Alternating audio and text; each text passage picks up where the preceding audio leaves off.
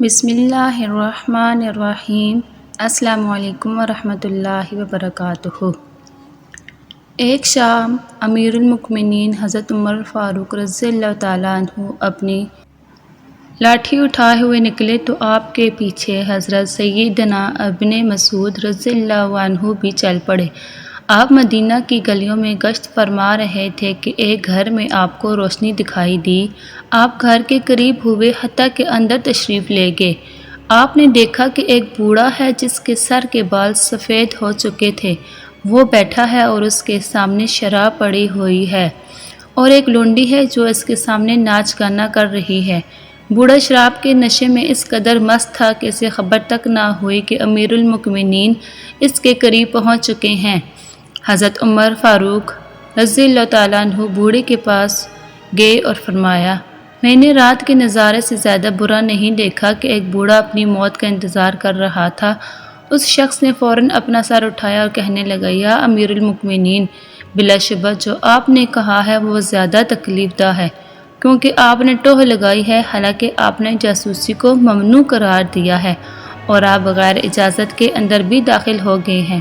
قربان جائیں حضرت سیدنا عمر فاروق رضی اللہ تعالیٰ عنہ نے اس بوڑھے کے سخت رویے پر کسی ناراضگی کا اظہار نہ کیا اور صرف اتنا ارشاد فرمایا، تو نے سچ کہا ہے۔ پھر آپ نم آنکھوں سے وہاں سے روانہ ہو گئے اور فرماتے جاتے، عمر کی ماں عمر کو گم پائے، اگر اسے اس کے رب نے نہ بخشا تو عمر کا کیا بنے گا۔ دوستو، یہ لاکھوں مربع میل پر حکومت کرنے والے امیر المؤمنین حضرت عمر فاروق رضی اللہ تعالیٰ عنہ کا اپنی رعایا سے برتاؤ کے متعلق خوف خدا تھا، حالانکہ آپ تو فقط اس بوڑھے کو گناہ کبیرہ کے ارتکاب سے بچانا چاہتے تھے۔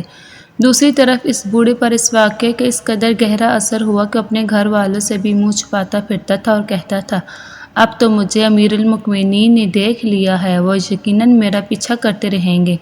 بس اس نے خود کو روپوش کر لیا اور کچھ مدت تک حضرت امیر المؤمنین کی مجلس کو ترک کر دیا۔ کچھ عرصہ گزرا کہ ایک دن حضرت عمر رضی اللہ تعالیٰ عنہ لوگوں کے گروہ میں بیٹھے ہوئے تھے۔ ایک آدمی آیا جو خود کو چھپائے ہوئے تھا، وہ مجلس میں داخل ہوا، سب سے آخر میں بیٹھ گیا۔ امیر المؤمنین اسے دیکھ رہے تھے۔ آپ نے حکم دیا، وہ فلاں شخص جو سب سے آخر میں بیٹھا ہے اسے یہاں بلا لائیں۔ لوگوں نے اسے پکڑا اور حضرت عمر کے سامنے پیش ہونے کا کہا۔ اس پر خوف طاری ہونے لگا، اسے اپنا انجام نظر آ رہا تھا، کیونکہ یہ وہی شخص تھا جسے کچھ عرصہ قبل حضرت عمر نے شراب کے نشے میں مست دیکھا تھا۔ اتنے ہجوم کے ہوتے ہوئے وہاں سے بھاگنا ناممکن تھا۔ بالآخر اس نے خود امیر المؤمنین کے روبرو اپنا آپ پیش کر دیا۔ حضرت عمر نے اسے دیکھا تو فرمایا، میرے قریب ہو جاؤ۔ وہ قریب ہوا۔ آپ نے پھر کہا، اور قریب ہو جاؤ۔ وہ ڈرتے ہوئے اور قریب ہو گیا۔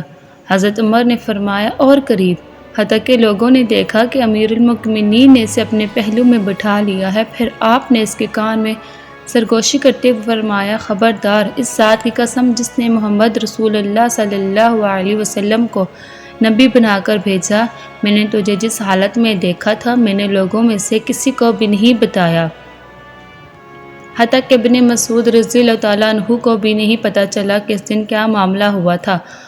اس نے سنا تو امیر المؤمنین کے چہرے پر ایک نگاہ ڈالی اور عرض کرنے لگا، اے امیر المؤمنین، اپنا کان میرے نزدیک لائیں۔ پھر ایک سرگوشی میں کہنے لگا، اس ذات کی قسم جس نے محمد صلی اللہ علیہ وسلم کو رسول بنا کر بھیجا ہے، میں بھی اس دن کے بعد اس کام کی طرف واپس نہیں پلٹا، یہاں تک کہ آج آپ کے سامنے بیٹھا ہوں۔ یعنی میں اپنے آپ سے بے حد شرمندہ ہوں اور پکی توبہ کر چکا ہوں۔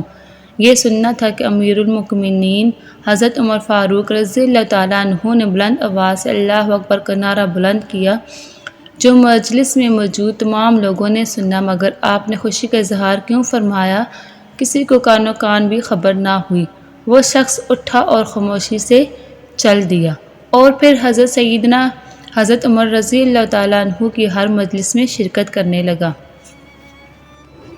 جزاک اللہ خیر۔